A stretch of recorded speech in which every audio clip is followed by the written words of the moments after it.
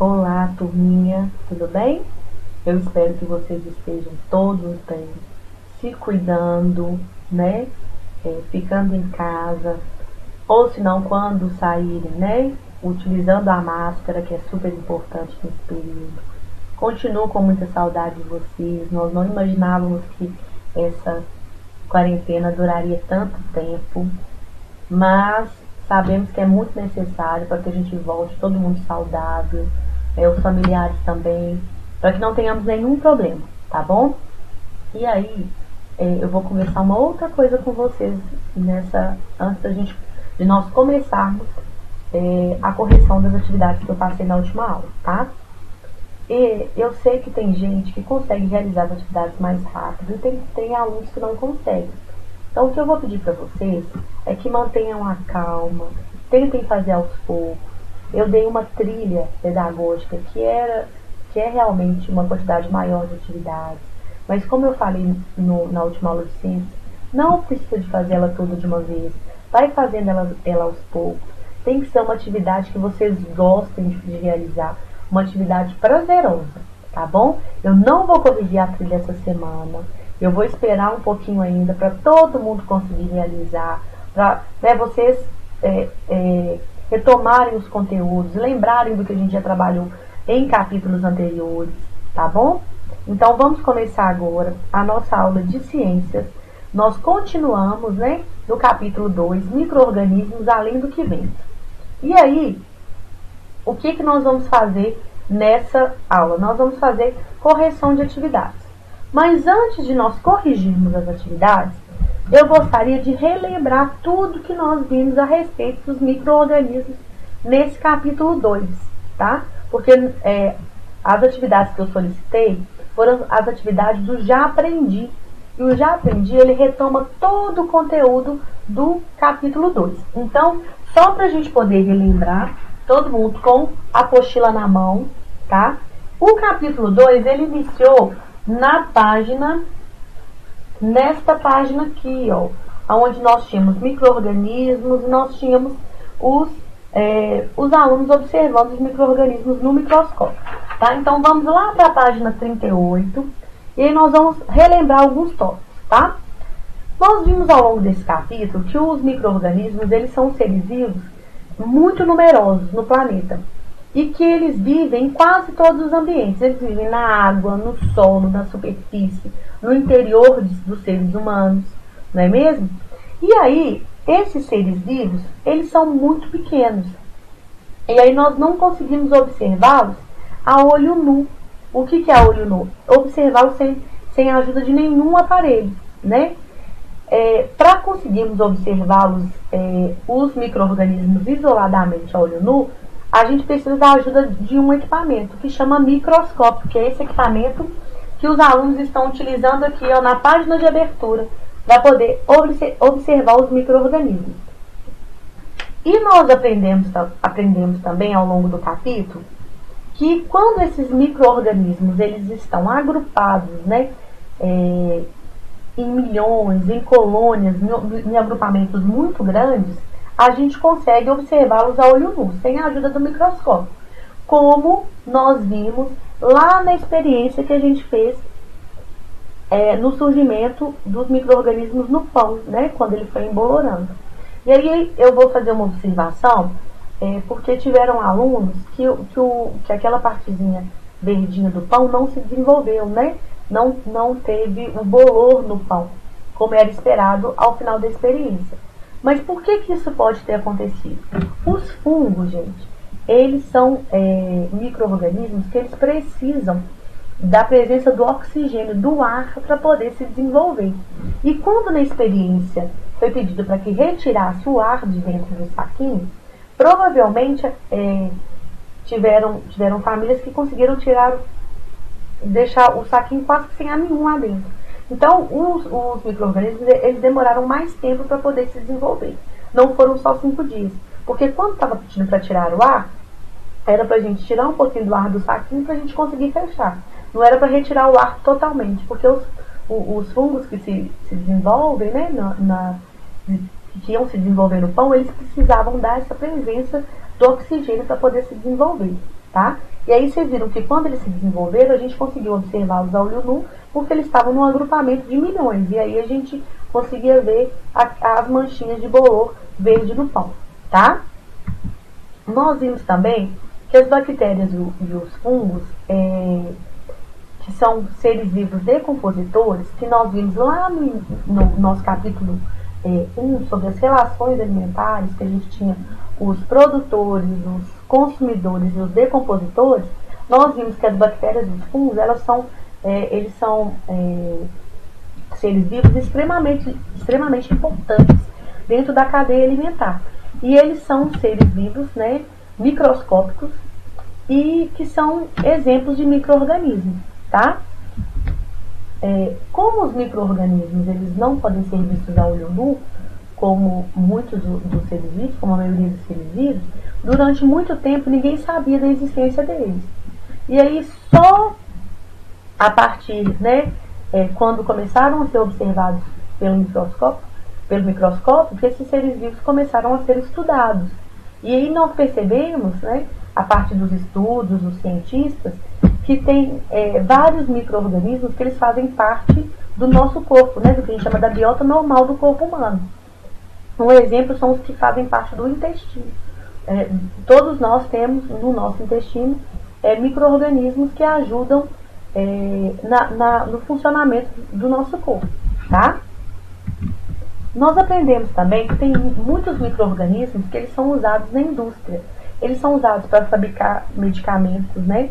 Eles são usados na produção de alimentos, como é o caso do fermento que é utilizado, né, no pão, como são os lactobacilos que podem ser utilizados nos derivados do leite, né, para fabricação do iogurte, por exemplo, do Yakult, para fabricação de palhada, de queijo, na produção de combustível, né, na produção do etanol, do autocombustível, tá? Então a gente tem os micro-organismos, eles trazem também muitos benefícios para a vida dos seres humanos, tá bom? Mas nós vimos também que tem alguns micro-organismos que eles são maléficos, né, que eles trazem prejuízos para a nossa vida. E eles trazem esses prejuízos, sobretudo, causando doenças. E aí nós vimos que nós temos doenças bacterianas, que são as causadas por bactérias, como, por exemplo, tuberculose, tétano, meningite, difteria, as intoxicações alimentares. Nós vimos que tem doenças causadas por fungos, né, que as mais comuns são as micoses de pele e de unha, nós temos micro-organismos que são responsáveis por causar doenças, né, de vírus, que são dengue, a zika, chikungunya, os resfriados, as gripes, a raiva e o coronavírus, né, que é a doença que está mais em alta agora, que é a que está nos fazendo ficar em casa, a manter esse distanciamento, tá bom? Mas nós vimos também que muitas dessas doenças a gente pode evitar tendo cuidados assim básicos, né? Lavar as mãos com sabonete e água corrente várias vezes ao dia, principalmente antes das refeições, né, para não contaminar o alimento que nós vamos consumir. Evitar tossir e espirrar muito próximo a outras pessoas, né? Nós temos que sempre manter uma distância das pessoas, agora nessa época de coronavírus mais ainda. Quando nós formos tossir ou espirrar, sempre colocar um antebraço na frente para a gente poder cobrir mesmo, né? Para a gente não, para aquelas gotículas que a gente vai expelir, que aquilo chegue até outra pessoa e contamine.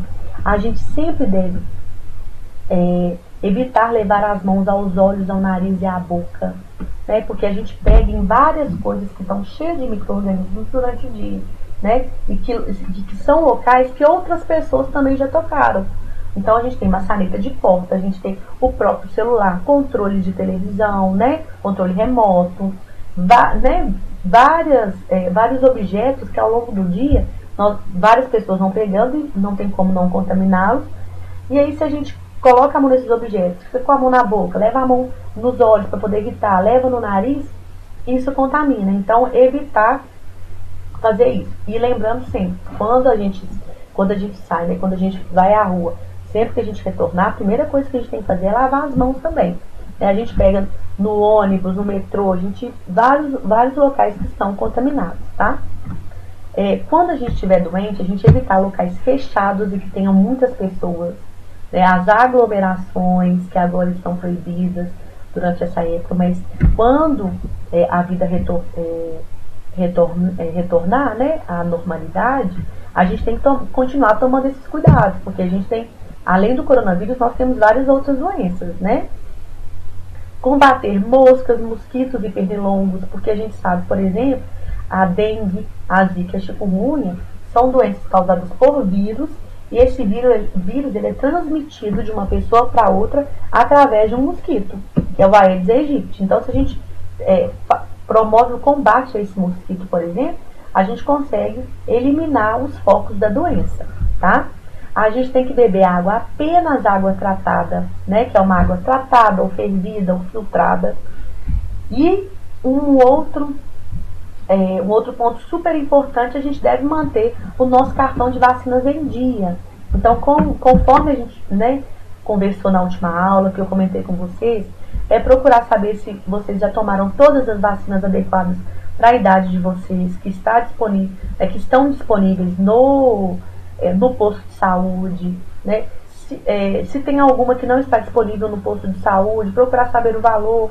Às vezes algum pai consegue arcar com essa despesa, né? É sempre procurar nos proteger de todas as maneiras, desde de um cuidado muito básico, que é lavar as mãos, até manter o cartão de vacinas em dia, tá bom?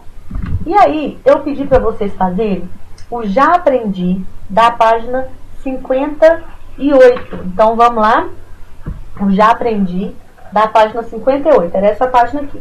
Então, vamos começar. Você já viu representações de micro-organismos em que eles aparecem como monstrinhos malvados? Observe um exemplo na imagem a seguir. Então, aqui nós tínhamos várias representações de micro-organismos e todos eles parecendo monstros. E quando a gente pensa em monstros, a gente pensa em coisas ruins, não é? E qual que era o questionamento dessa questão? Era assim: avalie se esse tipo de representação é adequada, considerando as muitas formas de interação entre os micro-organismos e o ser humano. Justifique sua resposta. Então, vamos pensar. Será que os micro-organismos eles só fazem mal para a nossa saúde? Não, né? Nós já vimos que eles têm várias utilidades. Desde a produção de alimentos, a fabricação de medicamentos, até no funcionamento normal do nosso corpo e até para a normalidade do ecossistema através da realização da decomposição. Então, a gente pode considerar que essa representação ela não é adequada, pois micro-organismos não são monstros, nem possuem intenção de causar doenças. Além disso, a maioria deles não nos causa prejuízo, sendo que muitos são benéficos para o ser humano, né? Então, a gente já discutiu isso várias vezes. A gente sempre tem que considerar que a maioria dos micro-organismos elas são benéficas para o ser humano. Tem algumas que causam doenças? Tem sim, né? Tem as doenças causadas por bactérias, por vírus, por fungos, mas nós temos muitos outros benefícios, muito mais benefícios que os micro-organismos fazem para a nossa vida. Número 2. Uma invenção tecnológica permitiu que os micro-organismos fossem descobertos e que sua participação na vida humana fosse compreendida. Cite qual foi essa invenção. Nós já vimos também que o equipamento que nos permitiu conhecer mais sobre os micro-organismos é esse equipamento aqui que chama microscópio, tá bom? Número 3. A biota normal contribui para uma boa saúde humana. Identifique os componentes da biota normal humana. São as bactérias e outros micro-organismos, tá bom? Exemplifique os dois aspectos da ação da biota normal favorável à saúde. Então, a gente pode colocar que a biota normal ela impede que micro-organismos causadores de doenças se instalem no nosso corpo e ela produz substâncias que o corpo precisa também, tá? Para que funcione normalmente. Então, essas são as dois principais aspectos, tá? favoráveis à saúde humana. 4.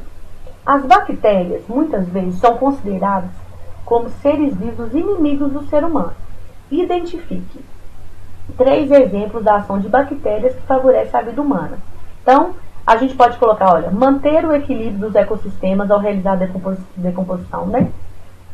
Os fungos e as bactérias realizam a decomposição, então isso ajuda na manutenção do equilíbrio do ecossistema, uma vez que a energia, né, dos materiais, ela volta para o ciclo do ecossistema, tá?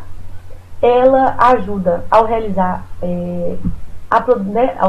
auxiliar na produção de medicamentos, na produção de alimentos, na produção do etanol, né? Então, é na indústria, na alimentação, na produção de medicamentos, tá bom? Tem várias funções que a gente poderia colocar aqui, tá? Letra B. Um exemplo da ação de bactérias que prejudica a vida humana. Então, um malefício, um prejuízo que a bactéria traz para a vida humana é quando ela nos causa alguma doença. E aí a gente poderia citar várias, né? Tuberculose, tétano, meningite, difteria, as intoxicações alimentares. E aqui a gente tem foto do tétano, né? Que é o que causa espasmos musculares, quando a gente é contaminado, sobretudo por objetos que estejam enferrujados, né? Pontiagudos, por exemplo, prego. E aqui a tuberculose, que ela causa, que são umas bactérias que vão para o pulmão e causam muita tosse, dificuldade para respirar. Tá bom? Número 5. A micose entre os dedos dos pés também é conhecida como pé de atleta.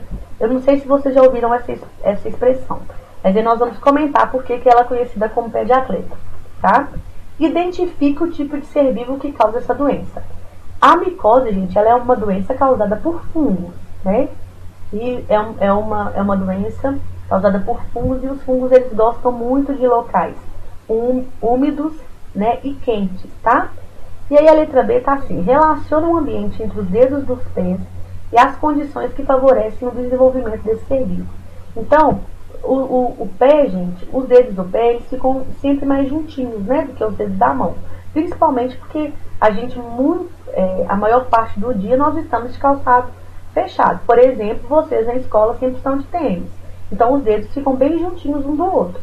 Então, o calor que tem entre os dedos do pé e a umidade, né, que é uma umidade natural, quando a gente transpira, ou também uma umidade causada quando a gente não seca muito direito, depois do banho a gente não seca direitinho entre os dedos, esse calor e essa umidade entre os dedos dos pés, ele favorece o desenvolvimento de fungos, tá bom? Por isso que é sempre importante a gente secar bem entre os dedos, lavar bem, sempre que puder, por exemplo, chegar em casa, tira o tênis, tira a meia, deixa o pé respirar, tá?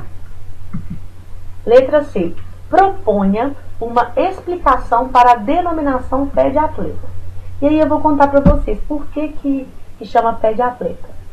É porque o nome, ele faz referência aos atletas, porque as modalidades esportivas, geralmente, elas são realizadas com sapatos fechados, né? Ou, por exemplo, chuteira, né, no futebol, ou de tênis. A maioria dos esportes são praticados de tênis, né? Então, o vôlei, por exemplo, a corrida, são todos de tênis, né? É claro que os esportes aquáticos não.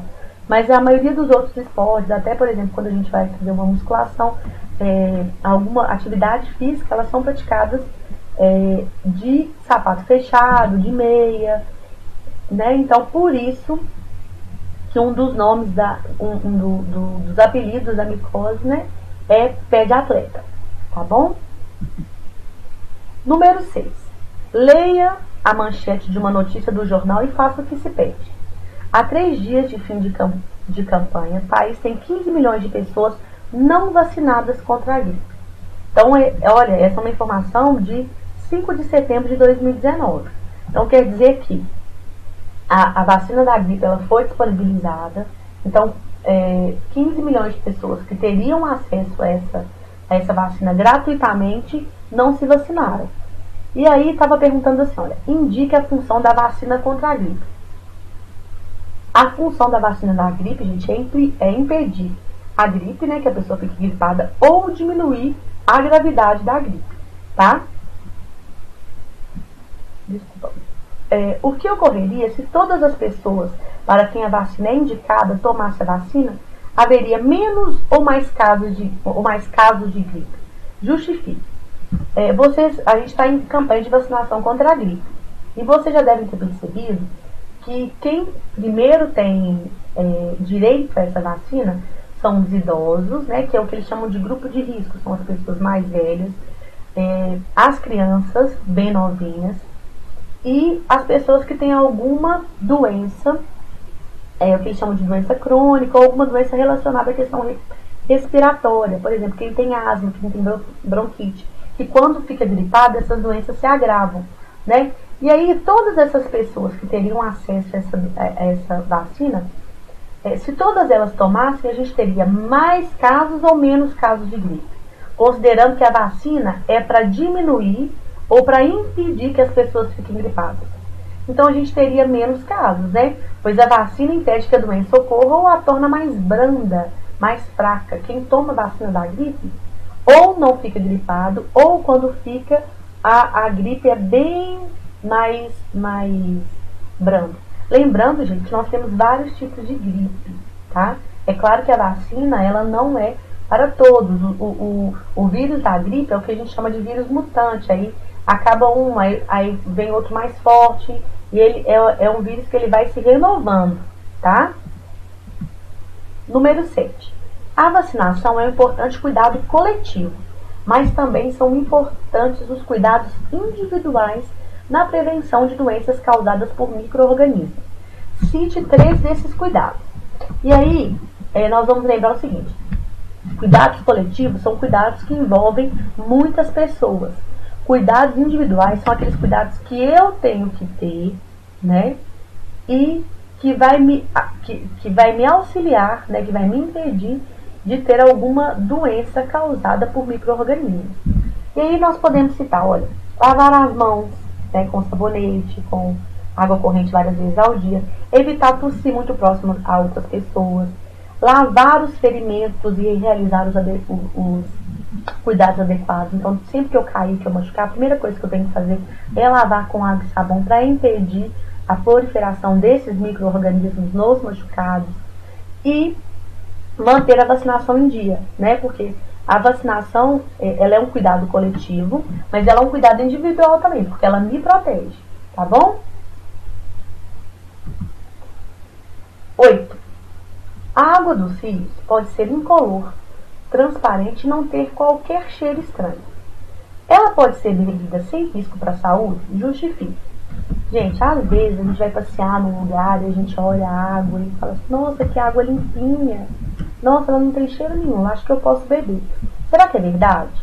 Se a gente não consegue ver os micro-organismos a olho nu, a não ser que eles estejam em uma quantidade muito grande, né, em aglomerações de milhões, aquela água ela pode estar contaminada.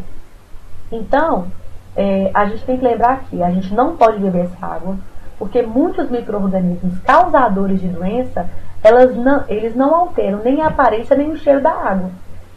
A água, ela parece que ela está limpinha, mas ela pode estar contaminada. Por isso, da importância da gente sempre filtrar, ferver e tratar a água, tá?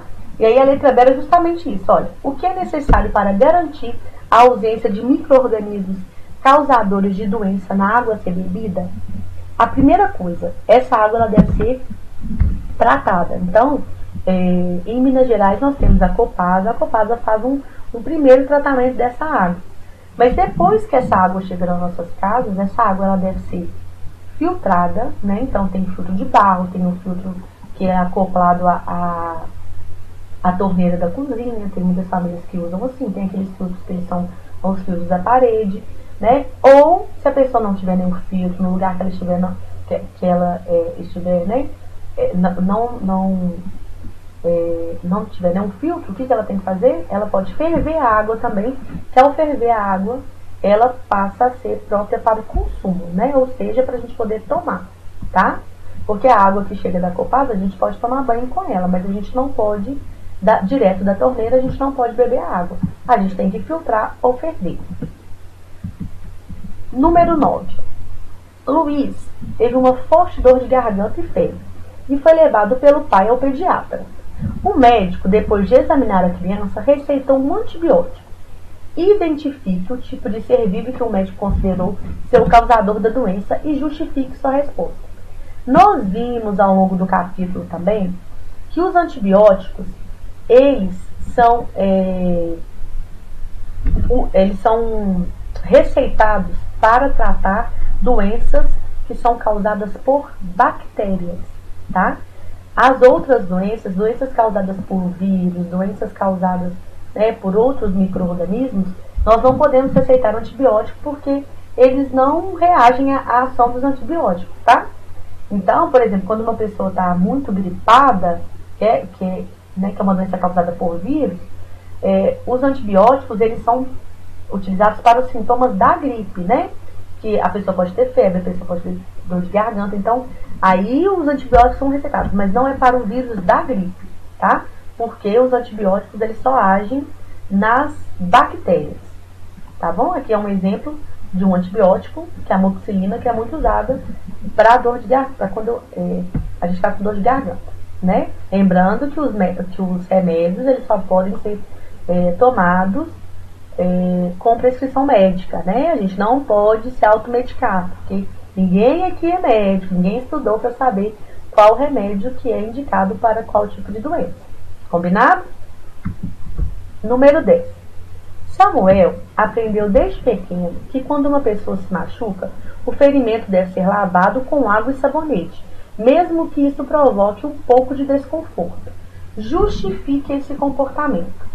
Então, nós aprendemos que ao lavar o local que a gente machucou com água e sabonete, a gente impede que essa ferida ela seja infectada com micro-organismos. E isso favorece a cicatrização do machucado, né? Mesmo que inicialmente a gente sinta um pouquinho de dor, porque quando a gente machuca, às vezes a ferida está aberta e cai um sabão ali, arde muito. Mas essa higienização, essa limpeza do machucado, ela é extremamente importante para que ocorra uma cicatrização e não tenha uma proliferação de micro-organismos ali, tá? Número 11.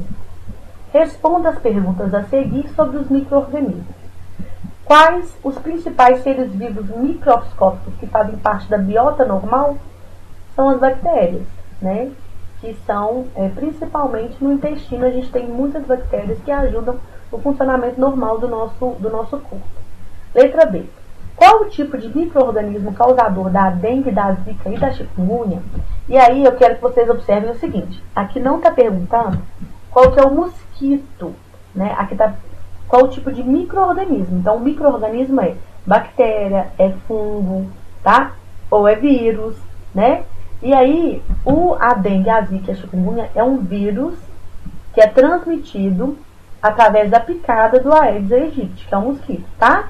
Mas o agente, o tipo de micro-organismo é o vírus, ok? Agora, eu deixei aqui uma atenção, que é a atividade dessa semana.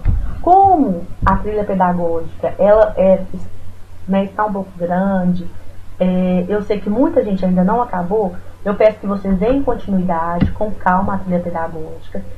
E eu encaminhei uma matriz, né, uma folha de atividades que foi junto com o roteiro, que são só atividades múltipla escolha, ou seja, são perguntas e vocês têm que marcar qual é a resposta correta, tá bom?